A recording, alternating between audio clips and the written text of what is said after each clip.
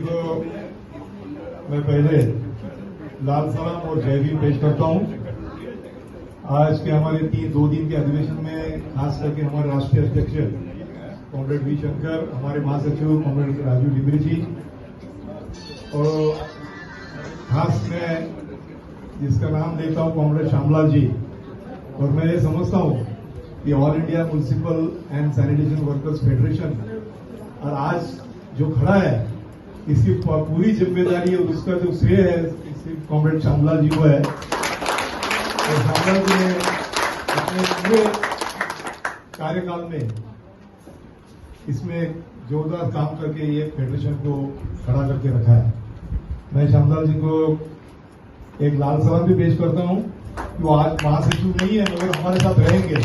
और मैं ऐसा समझता हूं कि कॉमरेड कभी मरता नहीं है, कॉमरेड जिंदा ही रहता है। साथियों, अभी नए कार्यकाल आज से हम लोग शुरू करना जा रहे हैं।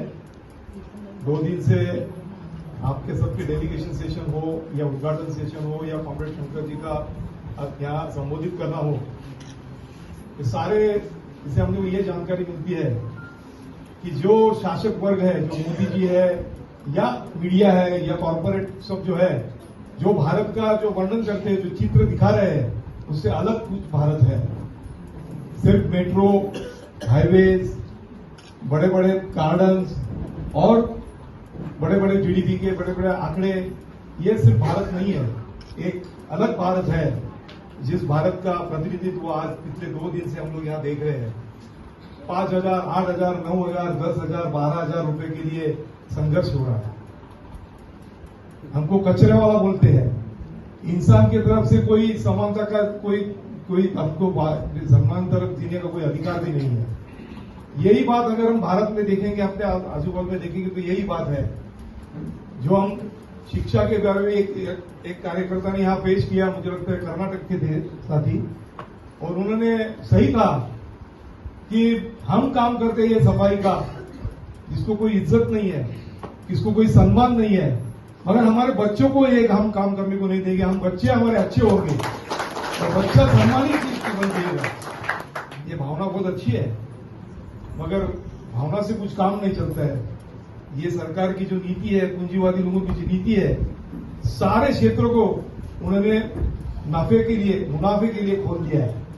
जो 90 साल तक, 90 के दशक तक ये सरकार जो थी वो कुछ जिम्मेदारी मानती थी। उसके लिए अलग अलग कारण थे, अंतर्राष्ट्रीय भी कारण था, अपने मूवमेंट भी थे।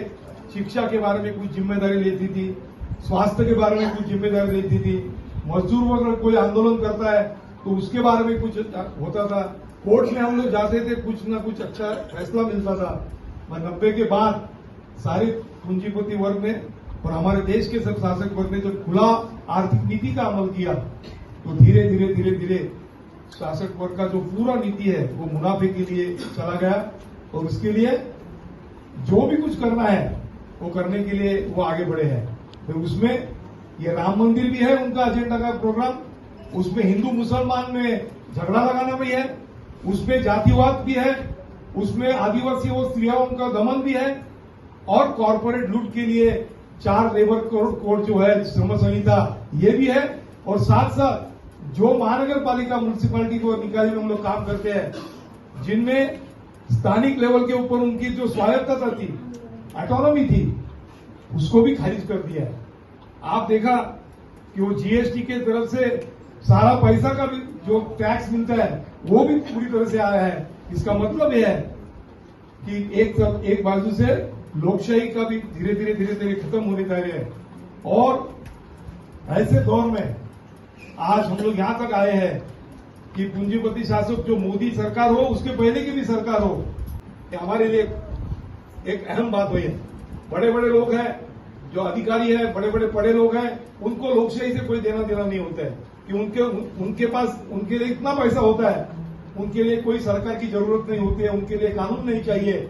मगर जो 90% हम लोग श्रम करने वाले हैं, मेहनत करने वाले हैं, उनके लिए लोकशाही ये जिंदा रहने के लिए बहुत आवश्यकता होती है। और इसके लिए मजदूर वर्ग का ये कर्तव्य है कि हम हमारे अधिकार के बारे में जितने जागरूक है उतने ही हमारे लोकशाही के रक्षण के लिए भी उतना ही जागरूक होना चाहिए। और ये मोदी सरकार जो है, जिस राम का, धर्म का और ये सब जो का सहारा लेके वापस 2024 में चुनाव जीतने के लिए जो उनके लिए एक उम्मीद लेके आए हैं, मैं समझता हूं उनके ऊपर पानी फेरने की ताकत हमारे में है। आप अपने खुद से सवाल पूछिए, पिछले 9 साल से या 10 साल में मोदी सरकार है, हमारे लिए मोदी सरकार ने क्या किया? क्या अपने बच्चे की शिक्षा के लिए दरवाजे खोले? हमारे जो बेकार नौजवान युवक है उनके लिए नौकरी के लिए कुछ प्रावधान किया? हमारे जो किसान है उनको अच्छी जिंदगी मिलने के लिए कोई नई नीतियां लाई? हमारे जैसे जो मजदूर है उनमें कॉन्ट्रैक्ट वर्कर्स को परमानेंट करने के लिए कुछ पहलकदमी की? ऐसे काफी बात है, महंगाई है। हम हमारे खुद को सवाल पूछना चाहिए कि हम क्यों मोदी सरकार को वोट दें? जो 90% 80% हमारे मेहनत का अवाम है, उसके जिंदगी के बारे में क्या किया उन्होंने? ये सवाल हम अपने खुद को पूछना चाहिए और मजदूर वर्ग को भी ये सवाल पूछने के लिए मजबूर करना चाहिए।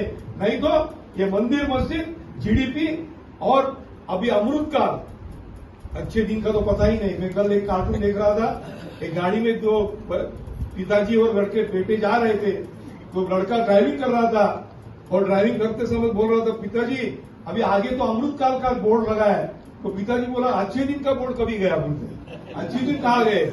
तो अच्छे दिन का स्टेशन तो कभी आया ही नहीं, अभी अमृत काल के लिए चढ़े हैं। और उनका तो सीधा सीधा मंसूबा है। 26 नवंबर 1949 को जब भी बाबा साहेब अम्बेडकर के नेतृत्व में संविधान समिति ने अपना अंतिम जो ड्राफ्ट है कॉन्स्टिट्यूशन का, जो राजेंद्र प्रसाद जो जब के थे उनके हाथ में सौंपा था, तभी उसके बाद जो राष्ट्रीय स्वयंसेवक संघ है, आरएसएस, ये इनकी जड़ है, मेन उनके है, मदर उनका ऑर्गेनाइजेशन है। उनके जो ऑर्गेनाइजर नाम का उनका जो एक मुखपत्र निकलता है, उसका हेडिंग था कि nothing is Indian in Indian constitution. Bharat का कुछ भी नहीं है, ऐसा भारत की घटना है। और उनके तरफ से वो सही था कि हमारे भारत के जो हिंदू धर्म की जो रचना है उसमें समानता नहीं है। ब्राह्मण आगे रहेगा, वो धीरे धीरे सब पीछे रहेंगे। उसमें समानता नहीं है, उसमें बंधुता नहीं है, उसमें सबको न्याय देने की बात नहीं है। हमारे कॉन्स्टिट्यूशन में है, उसका अमल कितना हुआ नहीं हुआ वो बाकी की बात है। तो उनका पहले दिन से ये सोच था कि ये संविधान हमारा नहीं है। हमारा संविधान पुराना 1000 साल का जो शोषणकारी, दमनकारी जो मनुस्मृति से आधार के ऊपर है, ये उनका संविधान है। और उन्होंने ये स्पष्ट किया है, ये राम मंदिर का निर्माण नहीं है, ये राम मंदिर के साथ भारत की घटना, लोकशाही का पूरा खत्म करने की बात है। तो इसकी जिम्मेदारी मजदूर वर्ग की है। और मैं समझता हूं कि ऑल इंडिया म्युनिसिपल और सैनिटेशन वर्कर्स फेडरेशन ये जिम्मेदारी को पहचानेगा, सिर्फ हमारे नौकरी के सवाल के लिए नहीं, तो हमारे भविष्य के, हमारे बच्चे के भविष्य के लिए भी।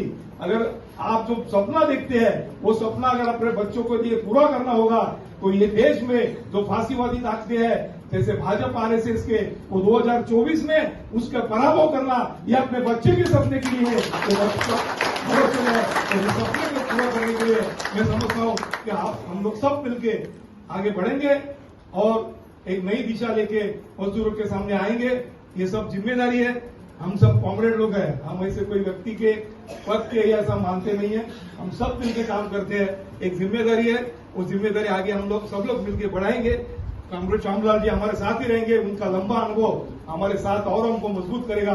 सबको शुभकामना देते हुए इनकलाब जिंदाबाद।